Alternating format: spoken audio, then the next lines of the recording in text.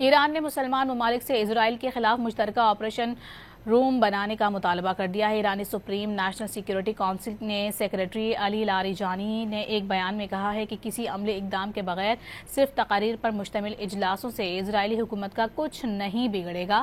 انہوں نے مطالبہ کیا ہے کہ مسلمان ممالک اسرائیل کی صہیونی حکومت کے خلاف ایک مشترکہ آپریشن روم بنائیں اور یہ فیصلہ صہیونی حکومت کے سرپرستوں کو پریشان کرنے کے لیے کافی ہوگا۔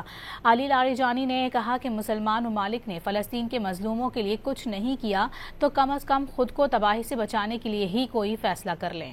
ایران نے مسلمان ممالک سے اسرائیل کے خلاف مشترکہ آپریشن روم بنانے کا مطالبہ کر دیا ہے۔ ایرانی سپریم نیشنل سیکیورٹی کونسل نے سیکریٹری علی لاریجانی نے ایک بیان میں کہا ہے کہ کسی عملی اقدام کے بغیر صرف تقاریر پر مشتمل اجلاسوں سے اسرائیلی حکومت کا کچھ نہیں بگڑے گا۔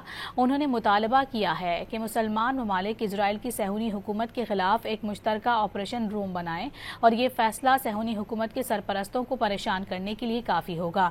علی لاریجانی نے کہا کہ مسلمان ممالک نے فلسطین کے مظلوموں کے لیے کچھ نہیں کیا تو کم از کم خود کو تباہی سے بچانے کے لیے ہی کوئی فیصلہ کر لیں۔